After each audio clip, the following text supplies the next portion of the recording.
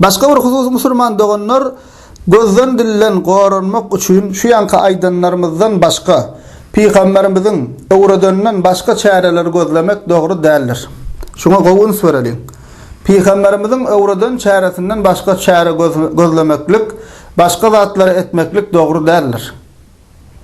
O hemmemizin bilişimiz ýaly halk içinde giňden ýaýran zatlar bar, köpden var, köp kişi tarapyndan näme? Şul edilip gelinýär. Ol hem näme? Gözden dillen goranmak üçin dürli zatlar asýa halk. Özüne, öýüne, içine, pişigine, düýesine, goýunyna, sygyryna da asyp ýörler bu zatlary. Näme üçin? Gözden dillen goranmak üçin. Näme asýarlar? Mysal üçin ýanky alaja, şah, doňuzyň diýişi, zynjyr, ýyrtyjy uşuň penjesi, goýunyň aýagy, ýa bolmasa ýyrtyk köwüş, uly ýa-da kiçi malyň kellesini asmak, kelle çanany asmak, käbir burçasya. Käbir näme? Burçasya. Plan mazarlykdan gelen duz diýär mysal üçin. Plan mazarlykdan getirilipdir, 360-dan getiripdir, Aýşanyň gelen duz diýip duz asya. Ya olmasa belli bir pirin suratyny asýarlar, goşa babaň suraty ýa şuňa meňzeşdiýen ýalakka. Käbir nal asýar, dagdan asýar. Ya olmasa näme? Käbir gözden dilen gorajak diýip gurşun guýdurýar. Ne şu sanalan zatlar we mundan başga zatlar ba, ýere ýurda welaýete wara ütkap durýar. Şuňa meňzeş zatlar asmak, gözden dilen gorasyn diýip usurmanda onlar. Şu bir düýünden batyl, akla ters, dinimize ters in möhüm zatem. Hut Peygamberimiz Muhammed sallallahu aleyhi ve sellem'in öwreden ýoluna ters. Kur'any ters şu zatlar asmaklyk. Şoň üçin şu zatlaryň hemmesiniň hökmi ulema diýär haram diýär. Haram gadagan. O şu zatlar assan şirke girýär. Şirke girýär. Çünki şu zatlaryň hiç birini asmaly, şu zatlar bilen şey diýip goranmaly, gözlendilen hiç bir näme dinimizde Kur'an sünnetde beýle bir zat ýok. Din bunyň tamamen tersine öwredýär. İslam insanlar şuna meňzeş zatlardan halas etmek üçin batıl ırımlardan, batıl düşüncelerden hiç kimin düşünmän, pikirini etmän, enemedipdir, babamedipdir diýip edip gelýän peýdasyz we dine ters zatlardan paklemek üçin geldi İslam dini. Adamlaryň ýaşaýyşyny we pikir düşünjesini. Şoň üçin musulman doganlar şu zatlary gözden dilen gorasyn diýip asynmaklyk hem dine ters, hem akla ters.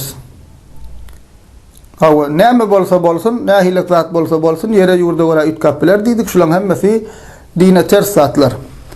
Tersligine nerden aýdýar ulamalar? Peýgamberimiň hut özi aýdýar şu zatlary. Hut özi şu zatlaryň gözden dilen goranmaly däldigini Peýgamberimiz habar berýär.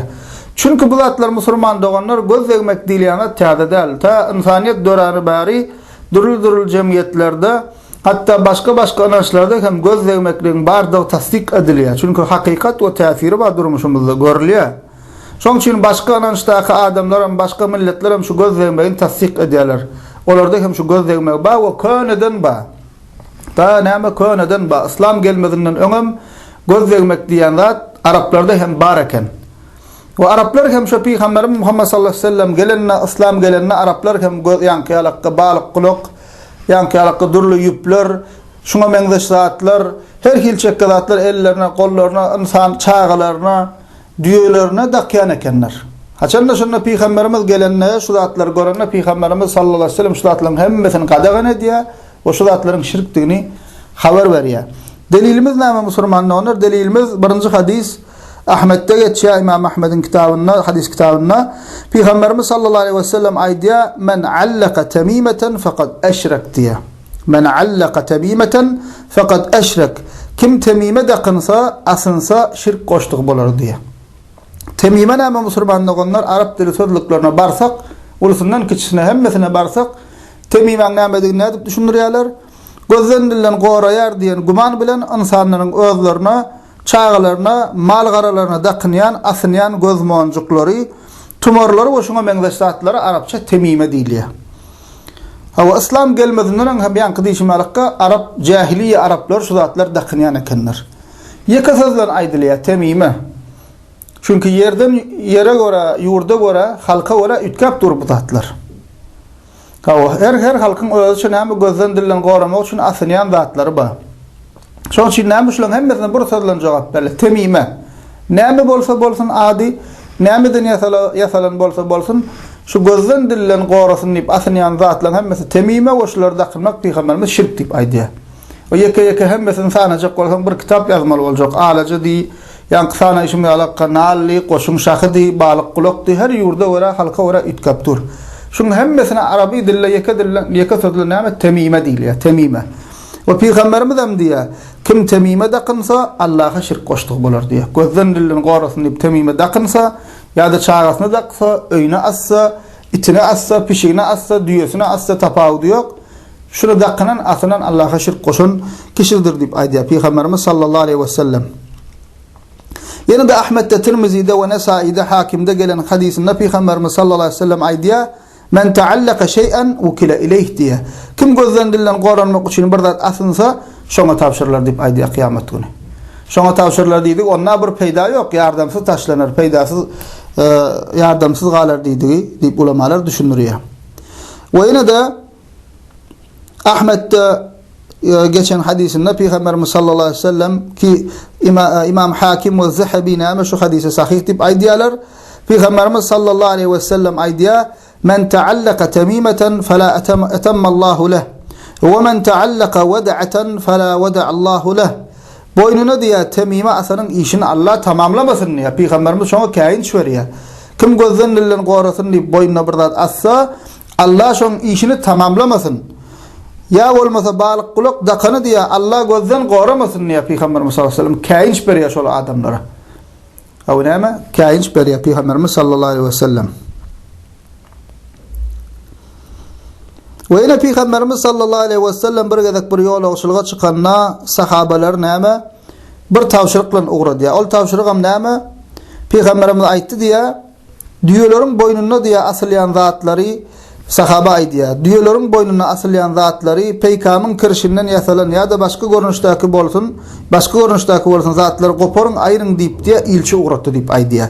La yabqayanna fi raqabati ba'irin qiladatun min watar aw qiladatun illa quti'at. Hemmesi goparlysyn diýip aýtdy diye. Peygamberimiz näme öz sahabalaryny uğradyar, ilçilerini uğradyar, gidin diye. Şu diýe görseňiz şu boynuna şuna benzer zatlar asylgy bolsa diye, ýa-ni alakka kirşden ýasalan peýkamyň kirşinden ýasalan ýa-da başga görnüşde bir asalan bolsa diýe, şonu goparyp aýryň, şonu zyňyň diýip Peygamberimiz näme tawşyryk görüp öz ilçilerini uğratdy diye. Bu hadis hem Buhari'de, Müslim'de, Ebu Davud'da, Nesai'de, Ahmet'te ve İbn Hibban'da geçiyor. Görüşümüzde el-Müslüman doğanlar göz değme hak ve insan öldürecek derecede tesir edip bilýär, hassa edip bilýär ve gözden dillen goranmak üçin Peygamberimizden rozuşal Allah'a sığınmaly, Peygamberimizden oradan doğa dileklerini okumaly, Ayetul Kursi, Felak, Nas, İhlas, Fatiha surelerini okumaly. Ve özümüzde hem gözlegmezlik üçün birinden bir zat qowzat görsek, özümüzde, malımızda, canımızda, daşta oramızda bereket duasını etmeli. Näme diýmeliydik? Barakallahu lek, barakallahu fik, maşallah, tebarakallah, Allahümme barik aleyh diyen sözler bilen bereket duasını etmeli. Emma bundan başka Peygamberimizden öwretmedik, ýa-ni halkyň içinde könüden ýaýrak gelen, İslamdan öňkü hatta bar bolan bu ýa-ni batyl inançlar we halkymyzyň içinde de bar, ýa-ni aýdyn zatlarymyz asmak, dakynmak, goşuňa meňleşatlar. Hut Peygamberimizin özü qadağan edýär. Bu men sözüme ýa-ni okan hadislerimiz. Ya plan pirin, plan şeyhin Arabistanyň şuň mungsady da hut Peygamberimizin sözü. Peygamberimiz şunu näme qadağan edýär, o şu zatlaryň şirk diýeni habar berýär.